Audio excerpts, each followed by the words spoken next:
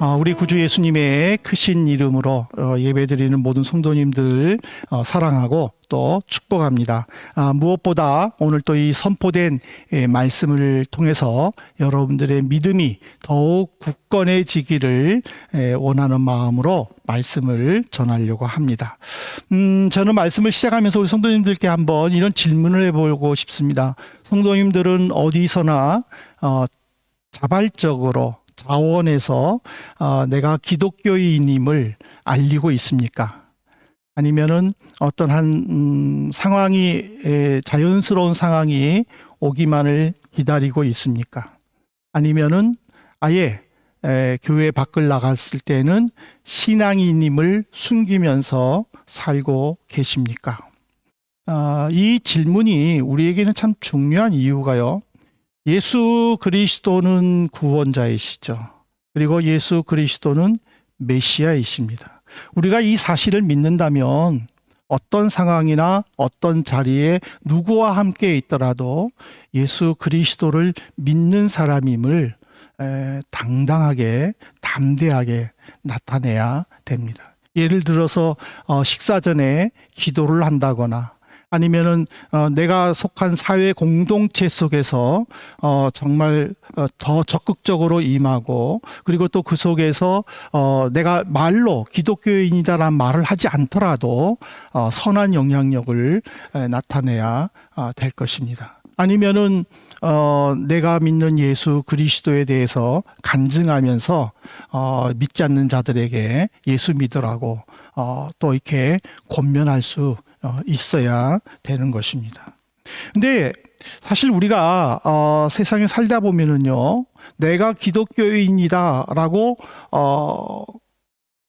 공개하는 것이 참 어렵습니다. 왜냐하면 너도 예수 믿어?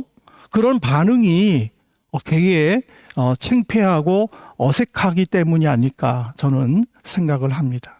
근데 우리만이 아니라 아리마대 사람 요셉도요, 예수님이 죽을 때까지는 예수님의 제자임을 숨겼다라고 오늘 본문은 이야기를 합니다. 이 아리마대가 히브리어로는요, 라마다임 앞에 관사 헬을 붙여가지고 헬라어로 번역했습니다. 그래서 이 히브리어 원문으로 볼 때 이 아리마다는 사무엘 선지자의 고향인 라마다임 소빔과 동일 지역이라고 우리는 생각을 합니다. 사복음서에 마태, 마가, 누가, 요한복음에는 공통적으로 아리마대 사람 요셉에 대해서 평가를 했는데, 그들의 평가를 종합해 보면은요, 요셉은 산헤드린 공회 의원들 중에서 가장 존귀한 존경받는 의원으로 아리마대 시에서 부자이고, 그리고 선하고 의로운 자라고 평가가 되어 있습니다. 그리고 그는 예수님을 통하여 하나님의 나라가 임하기를 기다리는 예수님의 제자라고 그렇게 기록되었습니다. 하지만은 당시 사회적인 상황 속에서 유대인들을 두려워해서 예수님의 제자임을 숨겼던 것입니다. 그런 그가 예수님이 죽자마자 빌라도 총독에게 당돌하게 찾아가서 예수님의 시체를 달라 요구를 했고, 그리고 자기가 죽으면 묻힐 새로 만든 돌 무덤 속에 예수님을 장례 지내는 그렇게 했다라고 사복음서는 평가하고 있습니다. 근데 이제 요한은 예수 믿는 사람들 중에서 자신의 신분을, 자기가 예수님의 제자다, 예수님 믿는 사람이다라는 것을 숨기는 사람들을 향해서 어떻게 평가를 했냐면은, 요한복음 12장 42절에 보면, 그러나 관리 중에도 그를 믿는 자가 많되 바리새인들 때문에 드러나게 말하지 못하니 이는 출교를 당할까 두려워함이라 라고 평가를 했습니다. 바리새인들 때문에. 왜 그러냐면 이 산헤드린 공회에는요, 바리새파와 사두개파와 그리고 헤롯 왕을 중심으로 한 헤롯 당, 이렇게 3개 파벌들이 형성이 돼 가지고 산헤드린 공회라는 유대 최고의 법정 의결 기관을 만들었습니다. 71명을 중심으로 만들었죠. 근데 이제 그 중에 최대 파벌에 속한 이 바리새파들이 이 헤롯 당과 그리고 사두개인들을 설득을 해가지고 누구든지 예수 믿는 자 또는 예수님의 제자라고 말하는 자들은 출교시키자라고 결의를 냈습니다. 이 출교라는 뜻이 사전적인 의미로는 어떤 그 잘못을 범해서 교회 교족부에서 그의 이름이 삭제돼 가지고 내쫓기는 것이다 라고 되어 있지만은 이 이스라엘 민족은요 개별적이 아니라 이스라엘 민족이라는 민족 공동체지만은 그들은요 하나님의 유일 사상으로 이루어진 종교 공동체였어요. 그렇기 때문에 이 유대 민족들이 민족 공동체이면서도 종교 공동체였는데 유대 회당에서 이름이 삭제가 돼서 내쫓겼다라는 그 이상의 치명적인 그 데미지가 있는데 그게 뭐냐면은 유대인의 신분이 일단 박탈되는 거예요. 왜냐하면 유대 회당에서 쫓겼다라는 것은 이스라엘 민족 공동체에서 쫓겨났다는 거와 똑같기 때문에 그래서 유대인의 신분이 박탈됨으로 말미암아 정치적 사회적으로 혜택을 받는 경제적 이익들이 다 말살되는 거예요. 그리고 거주지에서부터 쫓겨나야 되는 그야말로 그 유대인들에게는요 처참한 징벌이기도 합니다. 이런 유대 상황 속에서 법을 만들고 그 법을 지키는 이 요셉에게는요 예수님의 제자임을 숨길 수밖에 없다라는 상황을 우리는 이해할 수 있지만은 근데 사도 요한은 그와 또 그와 비슷한 사람들을 향해서 하나님의 영광보다는 사람들로부터 인정받고 사람들께 칭찬받고 싶은 그 강한 욕망 때문에 숨겼다라고 말했다라는 사실입니다. 근데 이런 그가 예수님이 죽자마자 예수님의 그 시체를 요구하는 적극성을 보인 것은요 굉장한 반전이기도 합니다. 특별히 그 빌라도 총독을 찾아간 이 요셉의 행동에 대해서 마가는요 유일하게 당돌하게 빌라도 총독을 찾아갔다라고 말했습니다. 이 당돌하다라는 것은 담대함에서 유래된 헬라어로 우리나라 말로 다시 번역을 하면은 용감하다 또는 용기를 내다라는 뜻입니다. 마가는 그의 용기 있는 행동을 두 가지 측면에서 평가를 했습니다. 첫째는 유대인의 관점에서 볼 때에 그는 굉장히 용감한 사람이었습니다. 왜냐하면 그가 속한 사내들인 공회에서는 이미 예수 그리스도를 신성 모독죄로 판결을 하고 유대인들에게는 사형을 집행할 능력이 없기 때문에 로마법에다가 예수 그리스도를 고발한 상태였어요. 그렇기 때문에 만일 아리마대 사람 요셉이 예수님의 시체를 가져갔다 이 이야기를 유대 사회에서 알게 되면은요 요셉 역시 예수님과 더불어 신성모독죄에 속하는 거예요.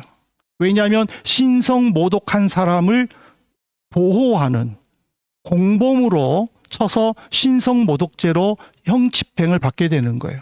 뿐만 아니라 사내들인 의원이라는 지금으로 우리나라 말로 말하면은 국회의원이라는 신분이 박탈될 뿐만 아니라 이제는 유대 사회에서 완전히 내쫓기는 출교를 당할 운명이라는 거예요.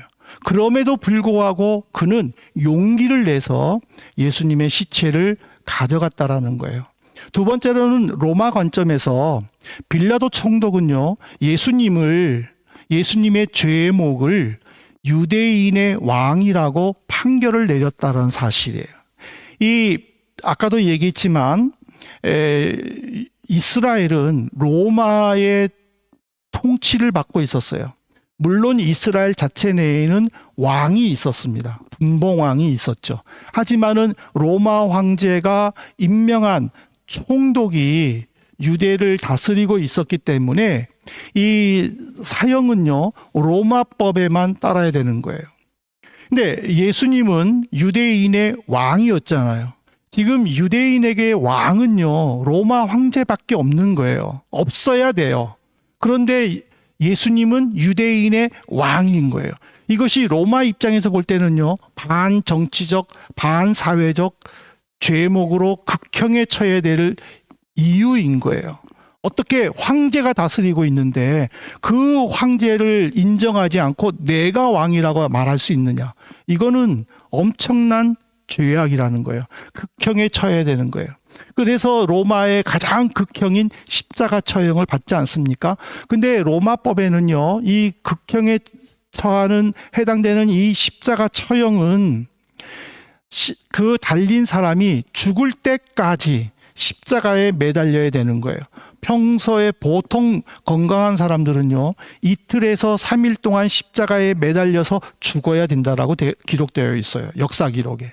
그런데 그 전에 들짐승들의 밥이 되거나 새들의 밥이 되죠. 그렇지만은 죽었어도 십자가에 내려올 수가 없는 거예요. 그냥 그 자리에서 매장이 아니라 그냥 그 자리에 버려야 되는 거예요. 왜 골고다라고 했느냐? 그 골고다라는 것은 해골 모양으로 산이 되어 있기 때문에 골고다라는 이름이 붙여져 있기도 하지만은 그 주변은 이스라엘의 처형 장소로 수많은 해골들이 널려 있었기 때문에, 매장당하지 못하고 널려 있었기 때문에 골고다라는 이름이 생겨난 거예요. 그래서 로마법에 이 시체를 요구했다라는 것은요, 보통 용감함이 아니면은 불가능하다라는 거예요. 그런데 마가는 당돌하게 용기를 내서 빌라도에게 예수님의 시체를 요구를 했다라는 거예요. 근데 이보다 더 중요한 요셉의 믿음이 있어요. 시체라는, 즉 빌라도와 요셉이 서로 대화를 나눌 때에 이 시체라는 단어가 주는 의미가 독특하다라는 거예요. 헬라어로 번역을 하면 요셉은 예수님은 이미 죽었지만 빌라도에게 예수님의 몸을 달라라는 의미로 시체를 이야기를 한 거예요. 그러니까 우리나라 성경에는 시체가 되어 있지만 헬라어로는 몸으로 기록되어 있어요. 왜? 요셉은 예수 그리스도께서 살아계실 때에 나는 3일 만에 다시 살아날 것이라는 그 말을 믿었기 때문이라는 거예요. 오늘 여기서 우리가 왜 아리마대 요셉이 적극적으로 담대하게 당돌하게 그의 확실한 신앙으로 변화되었는지를 바로 이 시체라는 단어를 통해서 알 수 있는데, 그는 하나님의 나라를 사모했음을 우리에게 보여주는 거예요. 마가복음 15장 43절에 보실래요? 아리마대 사람 요셉이 와서 당돌이 빌라도에게 들어가 예수의 시체를 달라 하니 이 사람은 존경받는 공회원이요 하나님의 나라를 기다리는 자라. 여기 보면 두 가지 특징이 나오죠. 첫째는 하나님의 나라를 기다리는 자. 이 하나님의 나라를 기다린다는 것은요, 두려움과 겸손함으로 하나님이 예수 그리스도가 이 땅에 임하시기를 원하는, 그래서 성전에서 날마다 기도하는 그런 사람들의 모습인 거예요.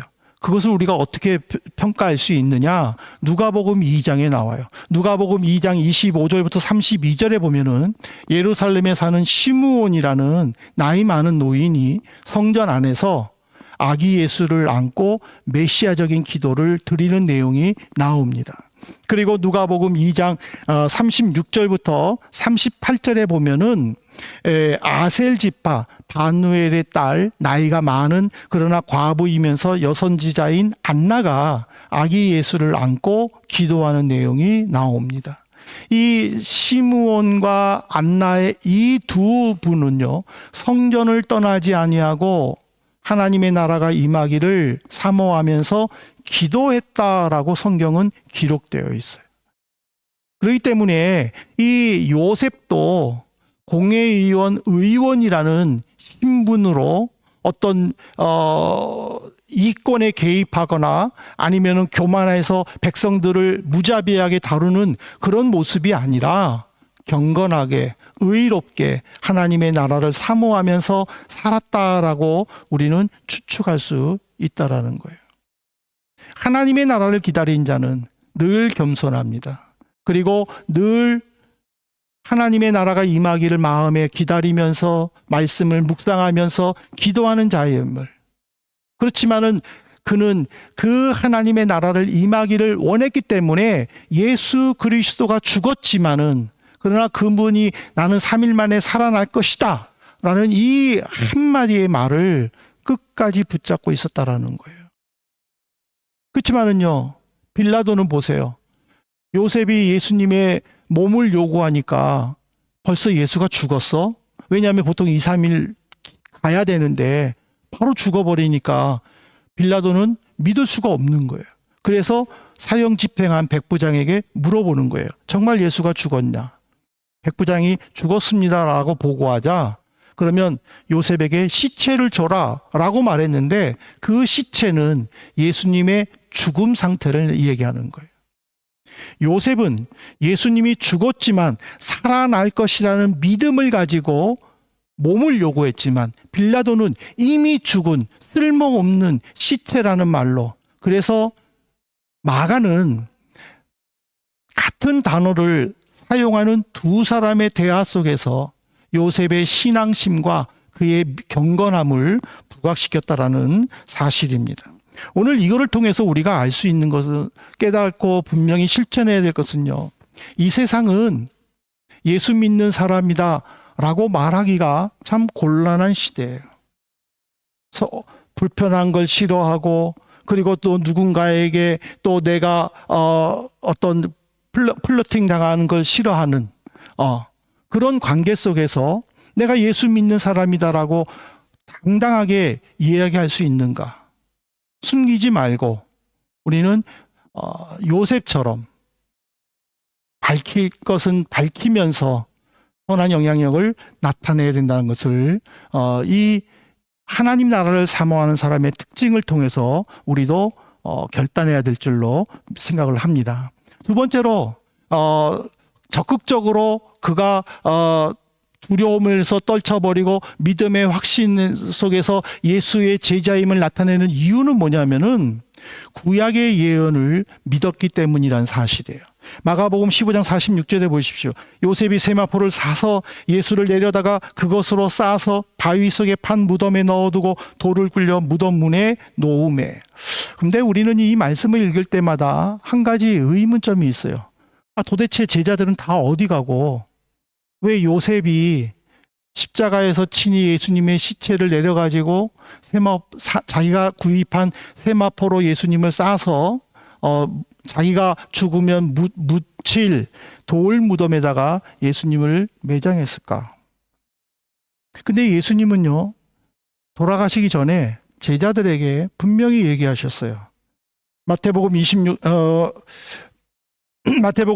31절에 보면은 오늘 밤 너희가 나를 다 버릴 것이다 라고 경고하셨어요. 그리고 베드로에게는요, 누가복음 22장 34절에 보면은 너는 닭이 2번 울기 전에 나를 3번 모른다고 부인할 것이다 라고 경고를 하셨어요. 그런데 예수님이 말씀을 했지만은요, 제자들은요, 아닙니다. 우리는 선생님을 절대로 버려두고 도망가지 않을 것입니다 라고 얘기했어요.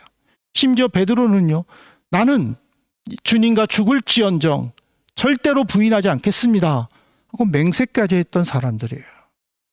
그렇지만 막상 예수님이 붙잡혔을 때에 그들은 모두 도망갔어요. 근데 요셉은 보세요. 예수님이 백성들에게 인기를 얻었죠. 예수님으로 인해서 나라가 들썩거렸어요. 그렇지만 그는 사회 상황 속에서 유대인들이 무서워서 예수님의 제자임을 숨겼어요. 그러나 그는 예수님이 죽자마자 구약의 예언을 떠오른 거예요. 그리고 그 예언 속에 예수 그리스도는 3일 만에 부활할 것이라는 그 믿음의 확신 속에서 빌라도를 찾아가 예수님의 시체를 요구했던 거예요.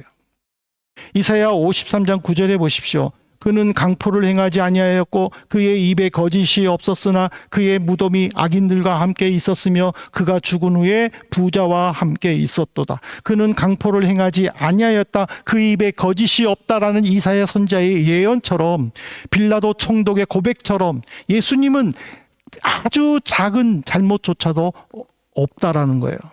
빌라도는 발견을 하지 못했다라는 거예요. 그래서 그는 예수님을 석방하고 싶었던 거예요.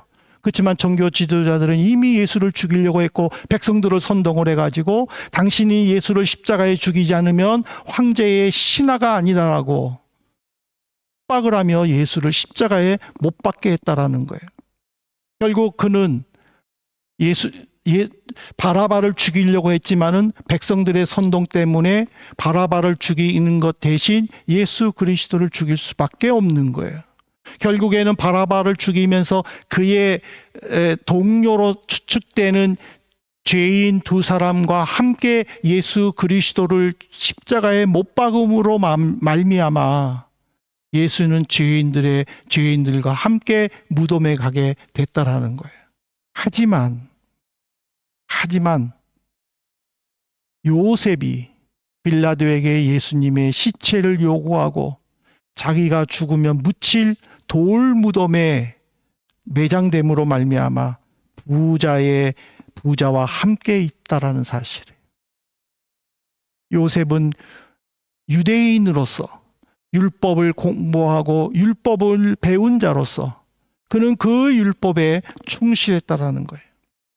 오늘 제자들과 우리의 삶을, 요셉의 삶을 돌아보며 비교해 보면서 우리의 삶도 한번 뒤돌아 봐야 될 것입니다.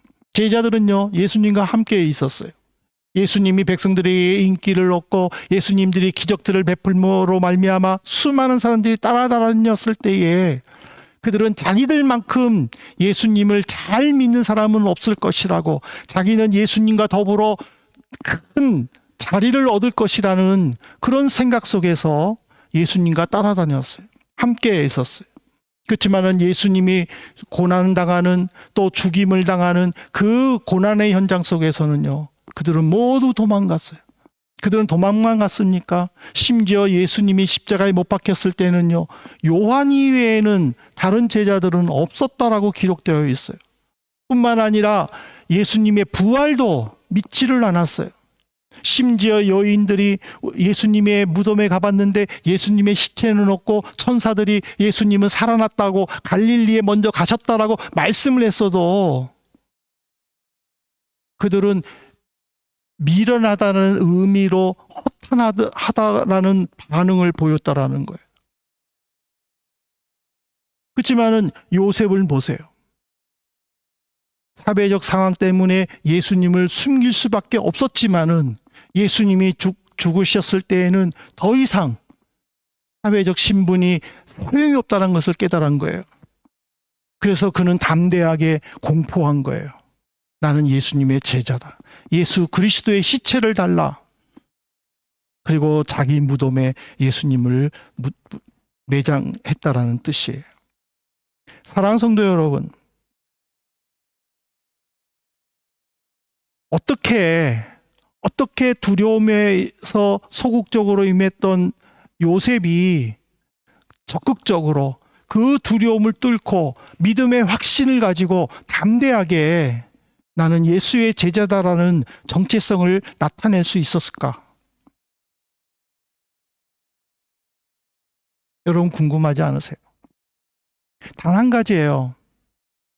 예수님을 나는 만났는가? 내가 예수님을 만났다면은요, 내가 그리스도인임을 숨길 수가 없다라는 거예요. 여러분들이 학교에 다니실 때 여러분들 학교를 내가 대학생임을 숨긴 분 있어요? 없잖아요. 거의 없잖아요. 다 나 학생입니다 하고 정정당당하게 얘기하잖아요. 왜? 학생이니까. 예수 그리스도를 만나면은 예수 그리스도를 인정할 수밖에 없다라는 거예요. 어떻게 예수님을 만날 수 있을까? 여러 가지 상황들이 많이 있겠죠. 정말 질병으로 인해 가지고 아파 죽을 지경에 이르러 기도했을 때에 예수님을 만날 수도 있을 거예요. 어떤 내 스스로 이 문제를 해결할 수 없는 곤란한 상황 속에서 예수님께 기도하면서 그 예수님을 만날 수도 있는 거예요. 아니면은 뭐 어떤 문제들이 해결돼서 야, 정말 예수님이 이 문제를 해결해 주셨구나를 통해서 예수님을 만날 수도 있는 거예요. 아니면 말씀을 묵상하면서 예수님을 만날 수 있다라는 거예요. 요셉 같은 경우에는 예수님의 하시는 말씀을 기억했었고 그 말씀을 묵상하고 있었기 때문에 예수님이 죽었을 때에는 자기가 각성을 해서 예수님의 제자다라고 예수님의 시체를 달라고 용감하게 얘기할 수 있었던 것은 그는 늘 예수님의 말씀을 마음속에 담고 있었다라는 것을 가르쳐 주는 거예요. 오늘 이 시대에 우리가 어떻게 예수님을 만날 수 있을까? 여러 가지의 상황 속에서도 있겠지만은 중요한 거는요, 우리가 그리스도의 말씀을 마음에 담아야 된다는 사실이에요. 여러분들이 하루에 단 한 구절의 성경 구절만 읽고 있어도 그 한 구절 읽은 그 말씀을 마음에 담고 있을 때에 그것들이 차곡차곡 모아졌을 때에 어느 순간에 예수님을 만날 수도 있다라는 거예요. 그것을 믿고 우리가 나가야 된다는 거예요. 이 세상에서 예수 믿는 사람들은 얼마나 많이 욕을 합니까? 그렇지만 그들의 반응에 내가 움츠려드는 것이 아니라 지혜롭게 사회 속에서 행동을 통해서 그리스도의 선한 영향력을 나타내면서 내가 예수 믿는 사람이었다라고 말을 한다면은 당신이 예수 믿는 사람이야? 라는 인정 어린 말을 들을 줄로 저는 믿습니다. 너가 예수 믿어? 라는 의구심을 표현하는 말을 듣지 않도록 우리는 힘써 살아야 될 줄로 믿습니다. 여러분들이 이 한 주간 어디서 어떤 삶을 살든지 간에 그 삶 속에서 예수 그리스도를 나타내시기를 바랍니다. 말이 아니라 행동으로. 행동이 먼저 따랐을 때에 사람들은 그 말을 인정해 주는 거예요. 근데 말이 앞서고 행동이 따라주지 않으면요, 사람들은 그 말을 믿지를 않는 거예요. 우리가 말보다 행동을 앞세워서 우리의 삶을 통해 하나님의 영광을 나타내는 우리 성도님 되시기를 진심으로 바랍니다.